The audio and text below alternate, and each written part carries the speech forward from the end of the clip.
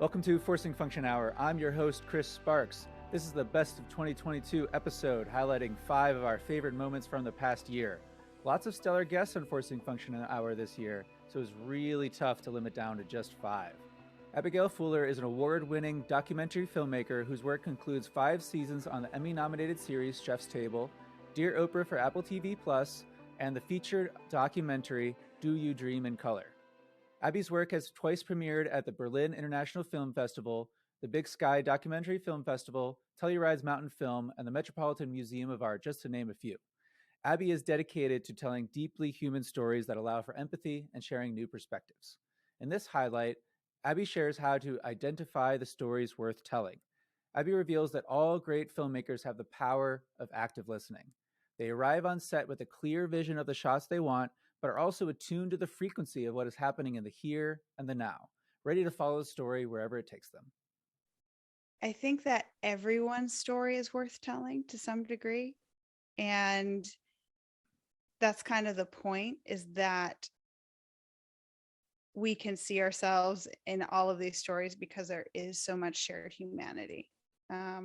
We all are born, we're all going to die, we all go through heartbreak, we all go through rites of passage and change and growth, and we all have hopes and fears. And so I think that pretty much you could present me with anyone and ask me to tell their story, and I could apply that craft of helping to tell that person's story. So I think it's really about, once though you have locked into the story you're going to tell, or the subject that you're trying to tell the story about, how do you decide how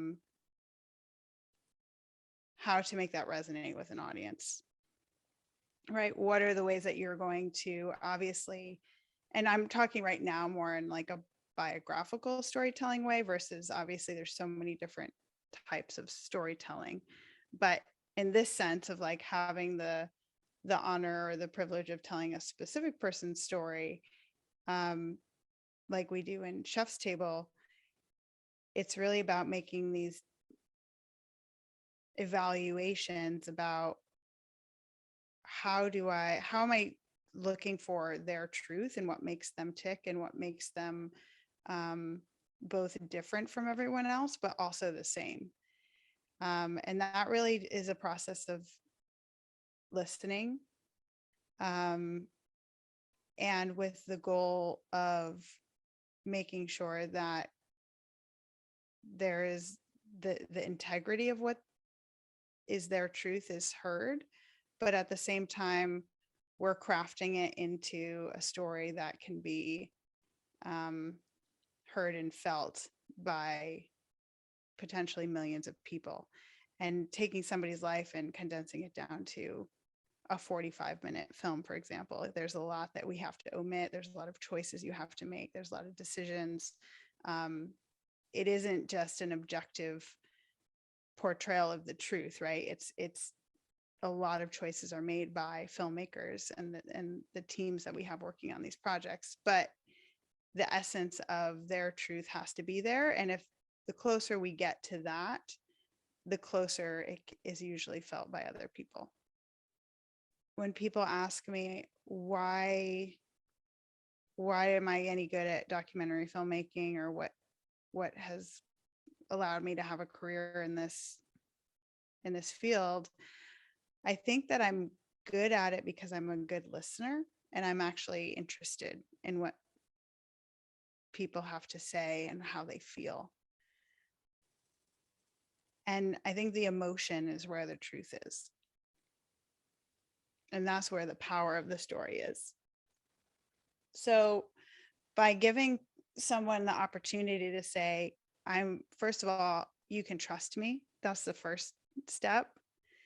Because if they don't trust you, or they feel self-conscious, or they're unsure of the idea of putting themselves right, because I'm not usually sometimes I work with celebrity talent, and that's a totally different ballgame.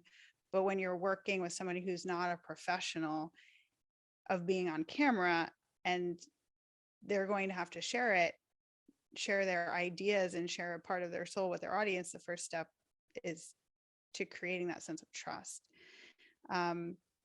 Once, and that's a process, obviously, but the next piece is just really listening, right? And if you listen to the stories that they tell the most, or if you listen to the things they zero in on, or where the emotion is, that's where I want to dig in. And that's where I want to learn more. And then I'm going to corroborate that with other people in their life. I'm going to ask them more stories about that. But it's a kind of a slow process of really kind of honing in on what does this person want to tell me? What do they want to share? And that's usually kind of the first piece of developing what the story is going to become. It's that going in with a specific point of view of like, here's where I think the story is going.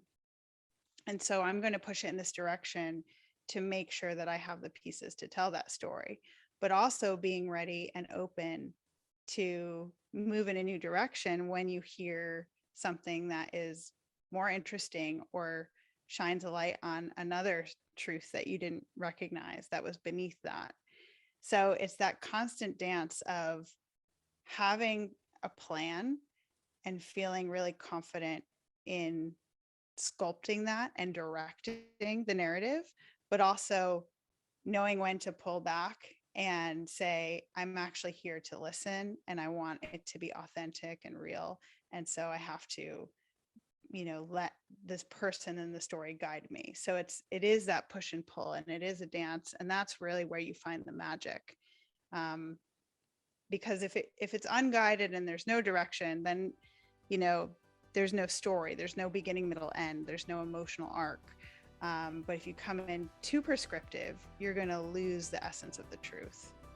And that's really the fun part in filmmaking and making sure that the film is good and really resonates with people.